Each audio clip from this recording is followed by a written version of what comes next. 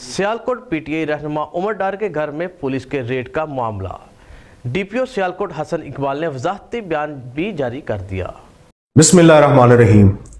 कल रात की दरमियानी शब मुकामी पुलिस सियालकोट ने एक इश्तिहारी मुलजिम उमर डार को गिरफ्तार करने के लिए कानूनी तरीके से रेड किया। इश्तिहारी मुलजिम उमर डार थाना नेकापुरा के मुकदमा 699, थाना कैंट सियालकोट के मुकदमा 674, 675, थाना रंगपुरा के मुकदमा 439 और 440 में एक इश्तिहारी मुलजिम है। जब ये रेड किया गया तो घरेलू ख़वातीन ने नहायत नाजेबा नाशाइस्ता अल्फाज का इस्तेमाल किया और पुलिस के जाने के बाद ये मन घड़त कहानी बनाई कि पुलिस ने तशद्दुद की और बदतमीज़ी की है। इन तमाम बातों में कोई सदाकत नहीं है।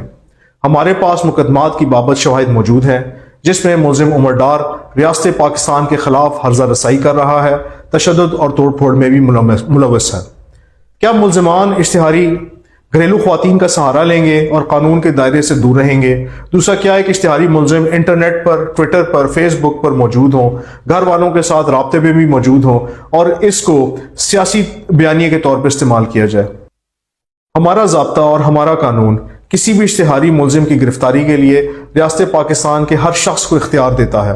किसी भी इश्तिहारी मुलजिम को पनाह देना, उसको पुलिस हिरासत से फरार कराना या उसकी किसी भी किस्म की मदद करना कानूनी जुर्म है।